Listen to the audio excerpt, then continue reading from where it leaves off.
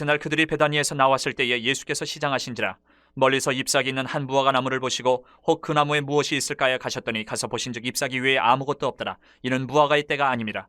예수께서 나무에게 말씀하여 이르시되 이제부터 영원토록 사람이 내게서 열매를 따먹지 못하리라 하시니 제자들이 이를 듣더라. 그들이 예루살렘에 들어가니라. 예수께서 성전에 들어가사 성전 안에서 매매하는 자들을 내쫓으시며 돈 바꾸는 자들의 상과 비둘기 파는 자들의 의자를 둘러 엎으시며 아무나 물건을 가지고 성전 안으로 지나다님을 허락하지 아니하시고 이에 가르쳐 이르시되 기록된 바 내 집은 만민이 기도하는 집이라 칭함을 받으리라고 하지 아니하였느냐. 너희는 강도의 소굴을 만들었도다 하시매 대제사장들과 서기관들이 듣고 예수를 어떻게 죽일까 하고 꾀하니 이는 무리가 다 그의 교훈을 놀랍게 여김으로 그를 두려워함일러라. 그리고 날이 저물매 그들이 성 밖으로 나가더라. 그들이 아침에 지나갈 때에 무화과 나무가 뿌리채 마른 것을 보고 베드로가 생각이 나서 여짜오되 라삐어 보소서 저주하신 무화과 나무가 말랐나이다. 예수께서 그들에게 대답하여 이르시되 하나님을 믿으라. 내가 진실로 너희에게 이르노니 누구든지 이 산더러 들리어 바다에 던져지라 하며 그 말하는 것이 이루어질 줄 믿고 마음에 의심하지 아니하면 그대로 되리라. 그러므로 내가 너희에게 말하노니 무엇이든지 기도하고 구하는 것은 받은 줄로 믿으라. 그리하면 너희에게 그대로 되리라. 서서 기도할 때에 아무에게나 혐의가 있거든 용서하라. 그리하여야 하늘에 계신 너희 아버지께서도 너희 허물을 사하여 주시리라 하시니라. 예수님께서 우리의 내면이 어떤 모습이 되기를 바라실까? 이런 질문으로 오늘 말씀을 우리가 한번 시작하려고 합니다. 예수님은 예루살렘에 입성하셨을 때 그 예루살렘 사람들의 신앙을 보고 실망하셨어요. 그래서 오늘 본문을 통해서 하나님께서 우리에게 원하시는 정말 바람직한 올바른 신앙의 모습이 무엇인지를 우리가 살펴보려고 합니다. 먼저 11절부터 14절에서 우리에게 바라시는 것은 이건 것 같습니다. 좋은 열매를 맺어야 된다. 예수님이 베다니에서 나오셨을 때 배가 고프셨나 봐요. 마침 지나가는데 잎사귀가 무성하게 있는 무화과 나무를 발견하셨습니다. 그래서 열매를 찾으려고 가까이 가셨더니 열매가 전혀 없었어요. 물론 그때가 무화과가 열리는 결실기는 아니었지만 무화과의 특징은 잎과 열매를 동시에 내는 특성이 있어요. 잎과 열매를. 그런데 잎은 무성한데 열매는 하나도 없다. 정상적인 것이 아니라는 거죠. 흔하지 않은 일이에요. 무화과는 열매 없이 잎만 무성했다. 그리고 예수님이 그 나무를 14절에서 보니까 저주하셨습니다. 다시는 사람들이 너에게서 열매를 따먹지 못할 거다. 잎만 무성한 나무에서 열매를 전혀 기대할 수 없었기 때문에 이것이 핵심인 것 같아요. 잎만 무성하고 열매는 없었다. 이 저주가 언제 있었습니까? 지금 요 저주를 딱 마치고 예루살렘에 들어가셔서 성전에서 장사하는 사람들을 다 내쫓으시는 성전 정화의 사건이 일어납니다. 바로 이어서 열매 없는 무화과 나무를 저주하시는 것이 바로 이 열매 없이 겉모습만 번지르한 이 예루살렘 성전, 예루살렘 사람들의 경고를 하신 일종의 경고의 사건입니다. 이스라엘은 어떤 민족입니까? 하나님으로부터 특별하게 선택받은 선민이에요. 하나님이 원하시는 아름다운 열매를 맺어야 되는 민족이에요. 이사야서 5장 2절에도 보면 그런 말씀들이 나와요. 이스라엘 백성은 하나님이 원하시는 것은 아름다운 열매다. 하지만 이렇게 좋은 열매를 기대하는 주인에게 보여준 것은 그냥 잎사귀만 무성한 것밖에. 이것이 당시 예수님의 눈에 비춰진 이스라엘 신앙의 적나라한 모습이에요. 그냥 종교적인 형식주의, 외식주의, 무성한 잎사귀만. 제사는 수없이 많아요. 그러니까 오늘날로 말하면 예배는 수없이 드려요. 근데 열매는 하나도 없어요. 변화는 없다는 거예요. 수없이 예배 드리고 행사는 수없이 있는데 그 가운데 영적인 변화는 하나도 없다. 이것이 잎사귀만 무성한 거예요. 여러분, 하나님이 원하시는 것은 선한 열매예요. 이것을 전혀 맺지 못하고 있었던 것이 예수님 당시의 이 예루살렘의 모습이었어요. 열매 없는 무화과 나무를 저주하신 이 예수님은요, 열매 없는 이 당시의 종교인들, 신앙인도 아니고 그냥 종교인들을 심판하시고, 오늘 우리에게도 동일합니다. 부름받은 우리도, 하나님의 자녀로, 하나님의 백성으로 부름받은 우리도 하나님 앞에 아름답고 선한 열매를 맺어 드려야 해요. 요한복음 15장 8절 말씀처럼. 그런데 열매를 맺지 않으면 잎사귀만 무성하면 우리 역시도 하나님의 심판을 피할 길이 없습니다. 하나님은 무성한 잎사귀가 아니라 좋은 열매를 원하고 계신다라는 것을 우리가 기억해야 되고, 그 열매를 우리의 삶 속에서 맺어서 하나님께 영광을 돌려드려야 됩니다. 그것이 하나님이 우리에게 바라시는 첫 번째 신앙의 모습이에요. 좋은 열매를 맺어드립니다. 잎사귀만 무성한 것으로는 안 된다. 그리고 두 번째는 15절부터 19절 말씀을 보면 성전에 들어가셔서 정말 파격적이고 혁명적인 모습을 보이셨어요. 잘 아시잖아요. 성전 안에서 팔고 사고 하는 이 매매하는 자들을 다 쫓아내시고 그들이 장사하라고 펼쳐놨던 그 상들을, 돈 바꾸는 상과 비둘기 파는 자들의 상을 다 엎으셨어요. 이게 무엇을 말하느냐? 신앙적인 변질을 경계해야 된다. 변질되는 걸 경계해야 된다. 정말 성전 안에서 이 매매하는 자들에게 정말 분노하셨습니다. 그래서 17절에 뭐라고 표현을 합니까? 예수님께서 하나님의 성전을 강도의 소굴로 만들었다. 이렇게 표현을 하셨어요. 너무너무 진노하신 거예요. 강도의 소굴이라고 표현을 하셨어요.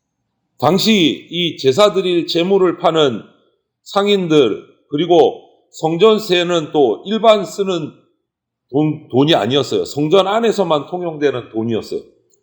그 성전세를 일반 돈을 가지고 성전세를 바꾸는, 헌금하는 그 성전세를 가지려면 환전상들이 성전 안에서 그걸 바꿔줬어요. 그런데 재물을 팔고 성전세를 바꿔주는 환전상들이 성전 안에서 이렇게 이 장사를 하려면 대제사장의 허락을 받아야 했대요. 이런 과정에서 대제사장에게 자기가 장사를 하려고 뇌물을 주는 거예요. 대제사장은 뒷돈을 주는 거예요. 이런 종교적인 타락의 주범이 결국은 어디로 갑니까? 종교 지도자들에게 있는 거예요. 타락이. 이들은 정말 그 엄청난 이권을 탐해서 매매상, 환전상들을 성전 안으로 끌어들이고 뒷돈을 받고, 뒷돈을 많이 준 사람을 장사하게 만들어주고, 정말 신성한 예배의 장소, 기도의 장소를 타락한 장소로 바꿔버린 거예요. 그것을 보신 예수님이 진노하시고 강도의 소굴로 바꿨다라고 책망을 하시고 그 상들을 다 엎고 쫓아내신 거예요. 이런 모습을 보고 있던 그 당시 그 이권의 중심에 있던 종교 지도자들이 18절에 어떻게 합니까? 즉각 예수님을 어떻게 죽일지 음모를 꾸미기 시작했어요. 거룩하신 하나님의 성전을 타락하신 것을, 타락해 한 자기들의 죄를 정말 자복하고 통렬하게 회개해야 되는 게 정상인데, 오히려 적반하장격으로 자신들의 그 추한 기득권을 지키려고 예수님을 죽이려고 작전을 짜고 있는, 공모를 하는 거예요. 신앙이 변질이 된 거예요. 자기 재산을 채우는 도구로 변질이 돼버립니다. 누구라도 마찬가지입니다. 우리도. 돈에 대한 탐욕이 커지기 시작하면 우리의 신앙은 변질됩니다. 교회는 변질됩니다. 변화가 돼야 되는데 변질이 돼요. 썩어간다는 거예요. 순결한 말씀 위에 똑바로 서지 않으면 이 당시에 이 대제사장들처럼 탐욕으로, 물욕으로 그냥 변질되고 썩어가는 거예요. 그래서 우리는 날마다 깨서 말씀 앞에 근신해서 영적으로 각성해서 변질되지 않도록, 변화돼서 성장하도록 우리는 정신을 바짝 차려야 돼요. 이것이 하나님이 우리에게 바라시는 두 번째 신앙의 모습이요. 변질되지 말아라. 영적으로 변질되면 안 된다. 썩어서는 안 된다. 마지막으로 한 가지 더 20절부터 26절에서 볼 수 있는 것은 하나님의 뜻을 올바르게 분별해야 된다. 베드로가 이제 그 성전 정화 작업을 마치고 이렇게 나오고 그 다음 날이 됐어요. 14절을 보니까 어제 예수님이 들어가시면서 저주했던 무화과 나무가 뿌리째 마른 것을 발견하게 됐습니다. 이 나무에 대한 저주는요, 종교 지도자들에 대한 중요한 경고, 심판의 경고예요. 종교적인 형식, 외식에만 빠져서 정말 입만 무성하고 열매 없는 유대의 그런 교권주의자들, 그들을 향한 하나님의 심판의 경고인 거예요. 다시는 너희들에게 열매를 맛보지 못할 거다.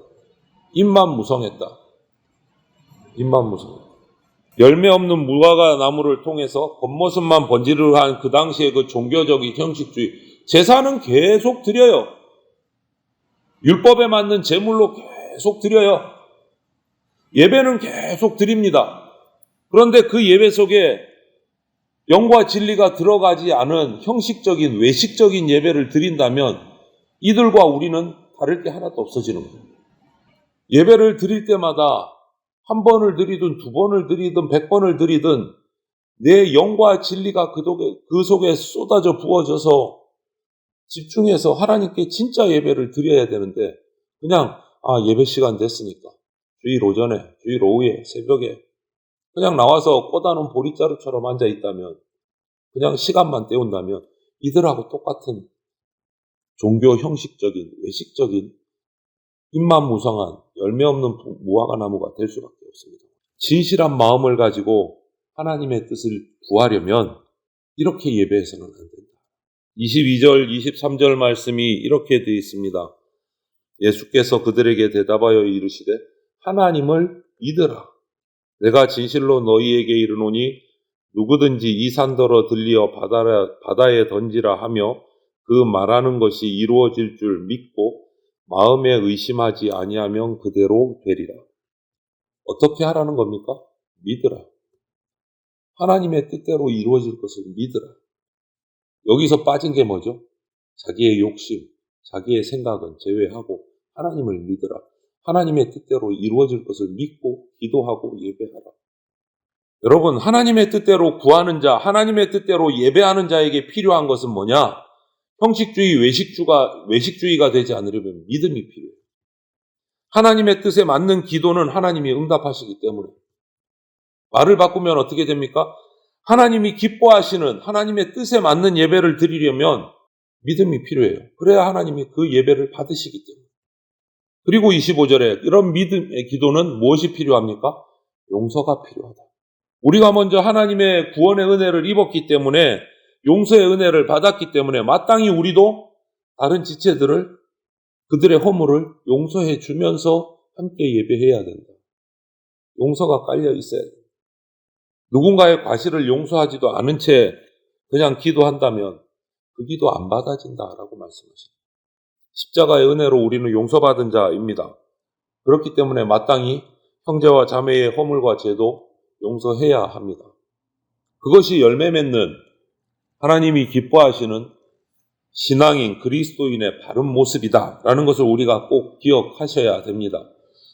뿌리가 죽은 외식적인 그런 형식적인 예배 하나님이 저주하십니다. 오늘 예수님은 예루살렘 성전에 올라가셔서 타락한 이 종교의 실제 모습들을 보시면서 진노하시고 강도의 소굴로 변질시켰다고 책망하시면서 심판을 선포하셨어요.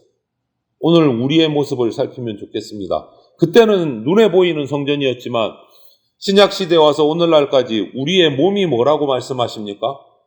성전이다 말씀하세요. 저와 여러분의 각자의 몸이 성전입니다. 여러분의 성전은 어떻습니까? 이렇습니까? 아니면 온전한 예배가 드려지는 제사가 드려지는 성전입니까?